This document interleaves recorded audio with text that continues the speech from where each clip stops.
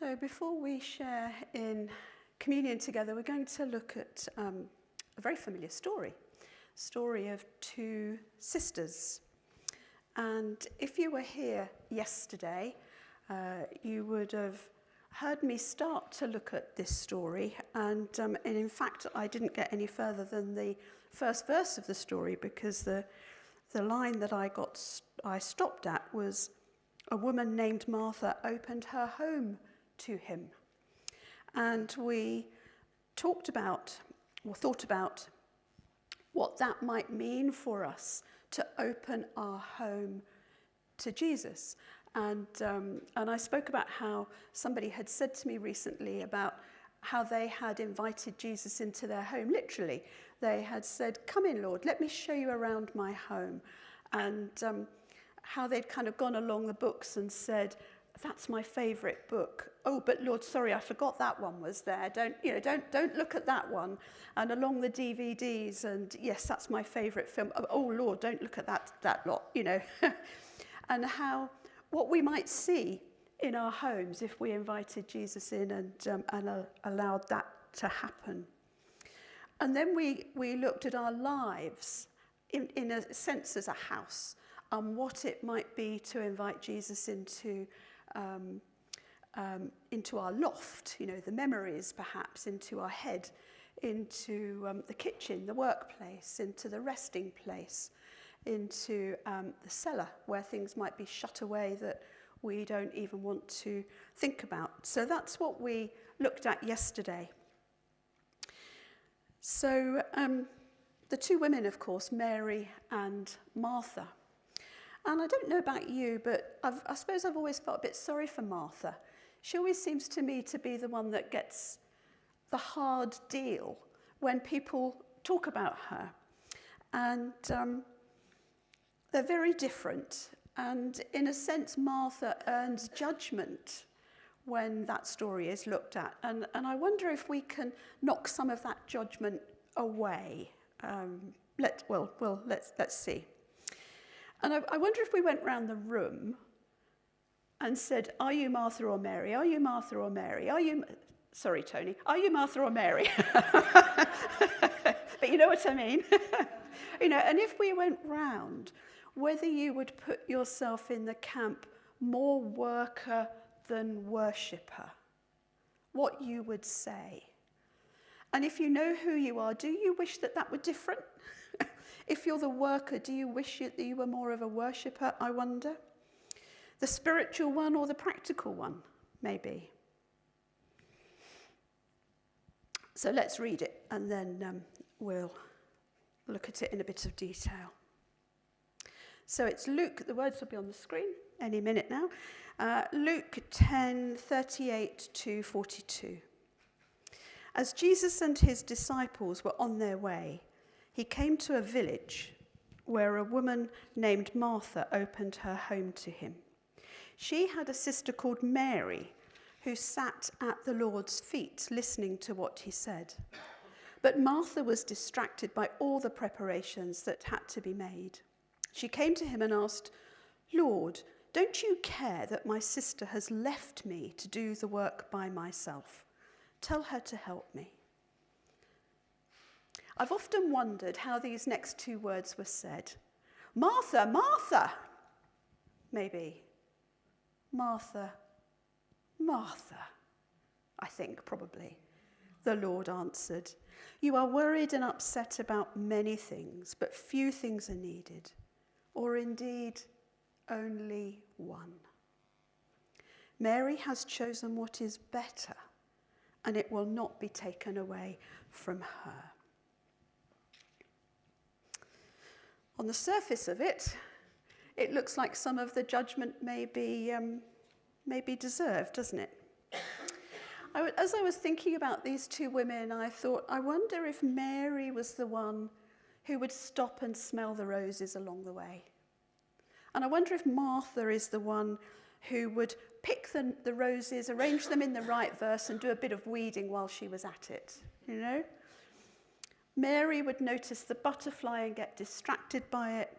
Martha would be deheading the flowers on her way to unlock the door. Is that how you see them? Maybe? maybe. So the story begins by the arrival of Jesus in the village where it seems Martha lives. It looks like it's her house. It's not clear whether Mary and Lazarus live with her, but Martha invites them into her home. So we know it's Martha's home. There's a good chance that Jesus, travelling as he did with his disciples, had all his disciples with him. So this is not a little deal. I mean, it's a big enough deal to invite Jesus into your home, isn't it? It's quite a big deal to invite Jesus and his host of disciples and maybe a few followers and so on that were there as well. And maybe they were both involved initially in getting ready. It feels like a spontaneous thing, you know, come in, spend the night here, or come eat with us. So then they've got to rush around and get the food prepared and get the kitchen in order and so on, get the drinks ready. And I have this image of Mary, that every time she took a tray of drinks in, she lingered as she was listening. And maybe then she went back to the kitchen, and then when she came in, she stopped to hear the next bit. And gradually, the time that she was standing there got longer until actually she didn't go back into the kitchen. I don't know if that's how it happened, but it's kind of what happens in my head. Maybe she started to lean on the doorway and then she ended up on the floor listening because she was so drawn in to what Jesus was saying.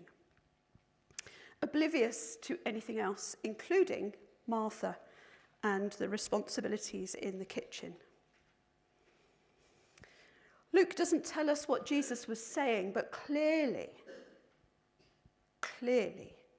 it was attractive to Mary. And she was so attracted by it, she wanted to stay and listen.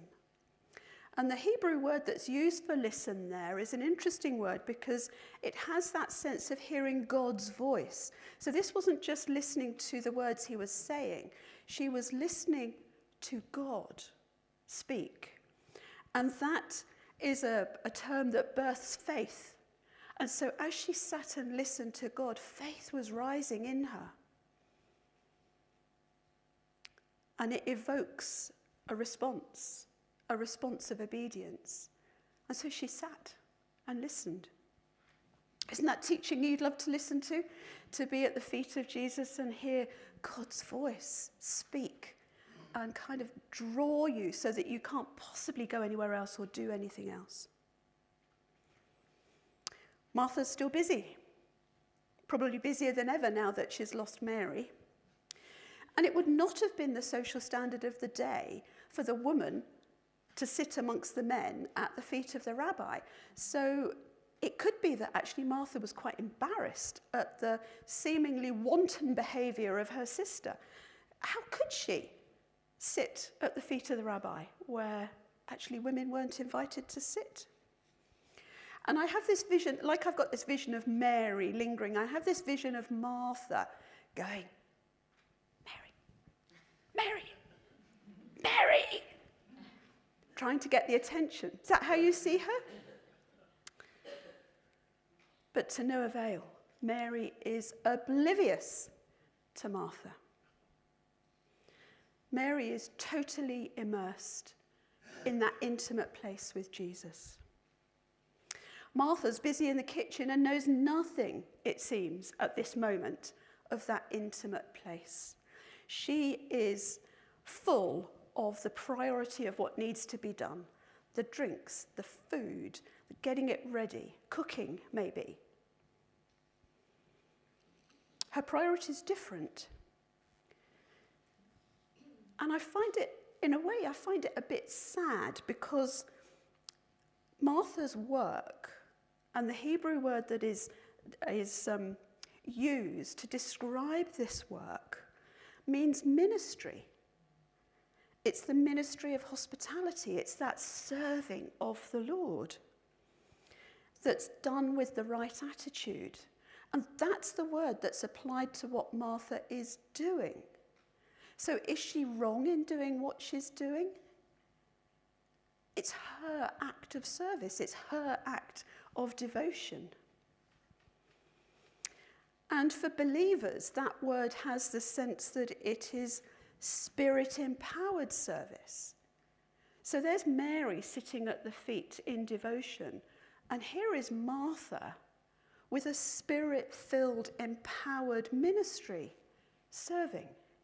But something goes wrong, doesn't it?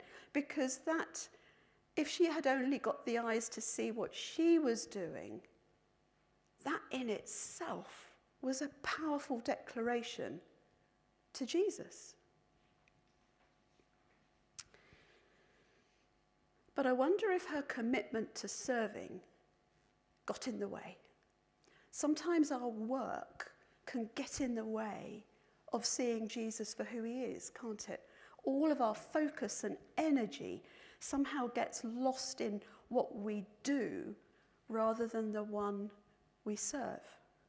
Is that what happened, I wonder, to Martha?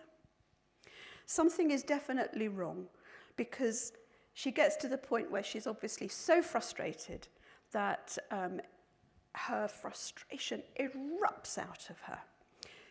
And I find it fascinating what she says. She doesn't say, Jesus, please send Mary back to the kitchen. I desperately need her help right now. She doesn't say, I'm run off my feet. She doesn't say any of those things to encourage Mary back to help her. In my paraphrase, she says, Lord, haven't you noticed that I'm on my own? That's what she's basically saying. I'm on my own here, and don't you care? Don't you care? She isn't even saying, can I forget all this and come and sit with Mary? Do you mind if we have the drinks later? Don't you care, Lord? If I was to kind of reinterpret that a bit more, I might be inclined to say, what about me? Do I matter? And I bet that's something we've all thought at some time in our lives. What about me? Do you see me, Lord, like you see those? Life isn't fair. Do I matter as much as they do to you? And I imagine that's something that we've all said in our time. Why me? Why am I not healthy, Lord? Why have I got this disease? It's not fair. Why have I lost my job? It's not fair. Why am I stuck caring for my relatives? It's just not fair, Lord. Why haven't I got married and had a family like everybody else around me seems to have had? Why does no one see me? It just isn't fair. Is that what Martha was saying? So much more spilling out of her than simply, I need Mary to help me with the drinks. She could have stayed in the kitchen slamming the pots around, couldn't she? I wonder if that would have been you. Or me. What I like about Martha at this point is she's honest. She is so honest with Jesus, isn't she? That she doesn't even say what you would think she might say about Mary helping. It's about her. Do I matter to you, Lord, as much as Mary does? How often do we temper what we say to him because we think we can't say it? We think we can't rage at him. We think we can't say it how it feels. We have to make it more polite somehow, wrap it up because we don't really want Jesus to see exactly how we feel because we're a bit embarrassed by it. But Jesus could read Martha. And did you notice his answer? He didn't give her what she wanted. He didn't ask Mary to go into the kitchen.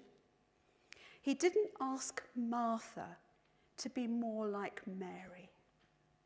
Isn't that kind? Martha, why aren't you more like your sister? Just come and sit down. Drinks can wait. He doesn't say that. Doesn't say it at all. He didn't even try and persuade her that he cared. He just says, Mary's made her choice. And you, Martha, have a choice too. You have a choice, Martha. You have a choice. You are invited as well. As cross and busy and frustrated as you are, you also have a choice. Mary's made the better choice. He didn't say best, interestingly. Didn't say the best choice, just a better choice. You too, Martha, can make a better choice. So I wonder what it is that you would really like to say to Jesus today. What would you really like to say to him? In what way do you need to be seen, to be noticed? Take the opportunity today to say it. Communion is a perfect time to bring those thoughts to the Lord as we remember what he did for us. And he knew what we were before he died. He didn't die because we're perfect. He died because we're not. And then let yourself be seen by him and affirmed by him. Be real with him today.